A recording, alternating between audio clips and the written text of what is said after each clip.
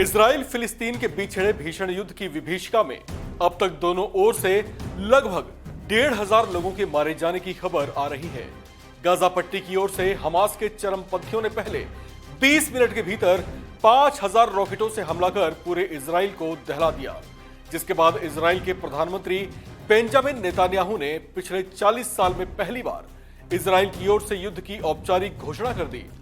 यहूदी state Israel और Islamic state फिलिस्तीन के बीच छिड़े इस युद्ध का असर अब दुनिया भर के अलग अलग देशों पर भी पड़ता दिख रहा है।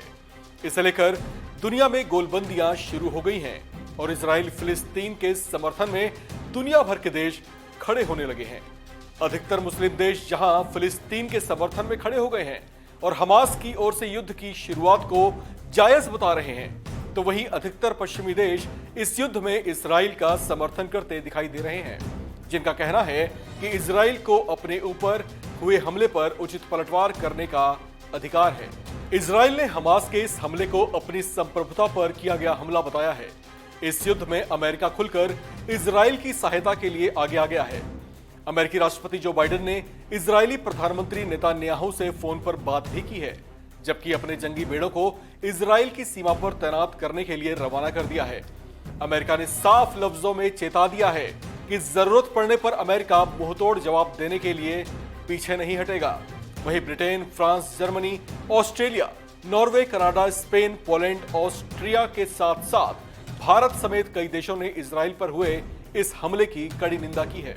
वहीं दूसरी ओर इजराइल पर हमला कर उसे युद्ध के लिए ललकारने वाले फिलिस्तीन और हमास के चरमपंथियों की कार्रवाई को सही बताते हुए Iran, Yemen, Lebanon, Qatar, Pakistan, तुर्की और सऊदी अरेबिया ने भी इसका समर्थन किया है। इन देशों का कहना है कि युद्ध के ऐसे हालात पैदा करने के लिए खुद इजराइल ही जिम्मेदार है। इस युद्ध में लेबनान और ईरान भी अप्रत्यक्ष तौर से सक्रिय होते दिखाई दिए हैं। ईरान समर्थित समूह हिजबुल्लाह लेबनान की सीमा में इजरायलियों पर हमले कर रहा है। इसे पश्चिमी देशों ने उकसाने वाली कार्रवाई बताया है और उसे इसके लिए सावधान रहने की चेतावनी भी दी है।